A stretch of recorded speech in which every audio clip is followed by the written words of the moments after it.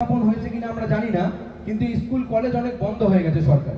প্রায় 4000 শিক্ষা প্রতিষ্ঠান এই রাজ্যে বন্ধ হয়ে গিয়েছে এই মমতা ব্যানার্জির সরকারের আমলে।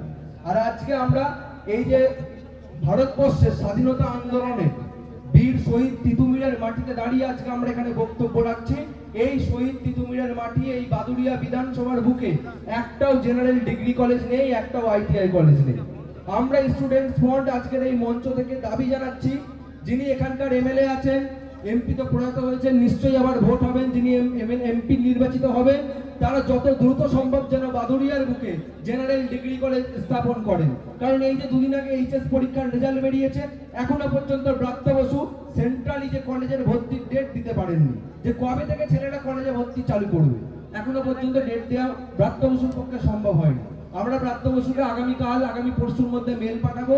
যদি যত দ্রুত সম্ভব এই মেলের উত্তর আমরা না পাই এবং কলেজে ভর্তির নির্দেশিকা যদি বার না হয়, যত দ্রুত সম্ভব শিক্ষা দপ্তরের পক্ষ থেকে আমরা বিকাশ ভবন ঘেরাও করে গিয়ে বসে থাকবো। এবং এই বাদুড়িয়ার বুকে যাতে জেনারেল ডিগ্রি কলেজ চালু হয়, যাতে আইটিআই কলেজ চালু হয়।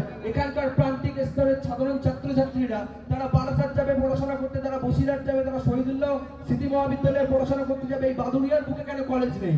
এই প্রশ্ন আমাদেরকে আগামী দিনে তুলতে হবে। এই 26,000 শিক্ষকের চাকরি বাতিল, এখানে শুধু তো অযোগ্য শিক্ষকের চাকরি বাতিল হয়নি, এখানে সাধারণ যারা আমাদের ঘরের ছেলে মেয়ে, যারা মেধাযুক্ত, যারা পরীক্ষা ইন্টারভিউতে পাস করে যোগ্য শিক্ষক শিক্ষক হিসেবে চাকরি পেয়েছিলেন, তাদেরও আজকে চাকরি বাতিল হয়ে গেছে। আমরা কি দেখলাম? দিনের পর দিন এই গরমের মধ্যে মহিলারা তারা বাচ্চা কোলে নিয়ে, তাদের স্বামী পর্যন্ত এসেছে, আমরা দেখলাম তারা দিনের পর দিন ঘেমে তারা ওখানে বসে রয়েছে করুণাময়ীর সামনে, এসএসসি ভবনের সামনে। আর মমতা ব্যানার্জির পুলিশ আর মমতা ব্যানার্জির প্রশাসন মিলে তাদের বায়ো টয়লেটের ব্যবস্থাটা পর্যন্ত করে দেয়নি। মমতা ব্যানার্জির পুলিশ পাবলিক টয়লেটে গিয়ে তালা লাগিয়ে দিয়েছে।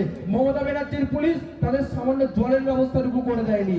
তার জন্য আমরা স্টুডেন্ট ফ্রন্টের পক্ষ থেকে আমরা বিধাননগর মিউনিসিপ্যালিটিতে গিয়ে আমরা চেয়ারম্যানের কাছে আমরা অ্যাপ্লিকেশন দিয়েছিলাম, আমরা বিধাননগর সিপির কাছে গিয়ে অ্যাপ্লিকেশন দিয়েছিলাম, আমরা বিধাননগর ওখানকার যে পিএসআই থানায় গিয়ে আমরা অ্যাপ্লিকেশন দিয়েছিলাম। তারপরেও শিক্ষক শিক্ষিকাদের জল পর্যন্ত জোটেনি, বাথরুম করার জন্য বাই টয়লেট পর্যন্ত দেয়নি এই নির্লজ্জ মুখ্যমন্ত্রী। আজকে উনি বলছেন যে আমি ক্ষতিপূরণ দেব। কিসের ক্ষতিপূরণ দেবেন আপনি?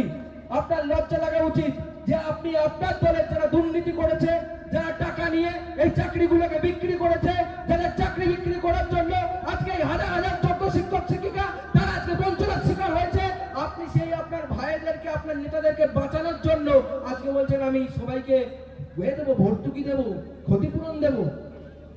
এই ক্ষতির আপনি কোনো তাদের যে সামাজিক সম্মানহানি হয়েছে, যারা যোগ্য শিক্ষক তাদের চাকরি বাতিল হয়ে যাওয়ার পরে তাদের গ্রামের মানুষ, তাদের প্রতিবেশী যখন তাদেরকে বলছে তুইও তো অযোগ্য, তোরও চাকরি বাতিল হয়ে গেছে, তাদের যে মান সম্মানের হানি হচ্ছে, তার ক্ষতিপূরণ আপনি দিতে পারবেন মমতা ব্যানার্জি? আজকে তাই জন্য জায়গায় জায়গায় তৃণমূলের যে সমস্ত নেতারা টাকা নিয়েছিলেন তাদেরকে গাছে বেঁধে রামপাট দেওয়া শুরু হয়েছে। আগামী দিনে আরো বেশি বেশি হবে, কারণ যে ভাষা তৃণমূল বোঝে সেই ভাষাটাই তৃণমূলকে বোঝাতে হবে, যে ভাষায় দুর্নীতিবাজরা বোঝে সেই ভাষাটাই এদেরকে বোঝাতে হবে। আর এই রাজ্যের পুলিশ তারা তো এই সমস্ত দুর্নীতি ধরার ব্যাপারে মানে একেবারে অপারগ। শুধু বিরোধীদেরকে কোথায় কোথায় আটকানো যাবে, আইএসএফ কে কোথায় কোথায় আটকানো যাবে, এই সমস্ত তারা বিশাল পরিমাণে পারদর্শী। সেই কারণেই যখন এই গাছে বেঁধে তৃণমূলের নেতা যারা দুর্নীতির সঙ্গে যুক্ত, যারা কোটি কোটি টাকা নিয়েছে, তাদেরকে যখন গাছে বেঁধে এই যোগ্য শিক্ষক লাভ পেদাবে, তখন দেখবেন এই পুলিশে গিয়ে ওদেরকে বাঁচিয়ে নিয়ে যাচ্ছে। আজকে এই দেশের বুকে যেভাবে পেহেলগাঁওতে ঘটনা ঘটেছে আপনারা জানেন, এবং তারপর যেভাবে যুদ্ধ পরিস্থিতি, পাকিস্তানের বিরুদ্ধে আক্রমণ, তারপরে মোদিজির 56 ইঞ্চি ছোট হয়ে গিয়েছে, যখন আমেরিকার তার ট্রাম্প বলে দিয়েছেন, ট্রাম্প ঠিক করে দিচ্ছেন কোথায় যুদ্ধ হবে কোথায় যুদ্ধ হবে না। ট্রাম্প টুইট করছেন, সেই টুইট থেকে ভয়তে যুদ্ধ থামিয়ে দেওয়া হচ্ছে। আমরা কখনোই নিরীহ সাধারণ নাগরিকের প্রাণহানি ঘটুক এটা চাই না, কিন্তু সন্ত্রাসবাদ খতম হোক এটা আমরা ইন্ডিয়ান সেকুলার ফ্রন্ট চাই এবং চাই। সন্ত্রাসবাদ পৃথিবীর বুকে বর্তমান দিনে আধুনিক সমাজে অত্যন্ত কলঙ্কজনক একটা মতবাদ। সেই সন্ত্রাসবাদকে আমরা ঘৃণা করি এবং সন্ত্রাসবাদ যাতে বন্ধ হয় আমরা তারও এই মঞ্চ থেকে দাবি জানাই।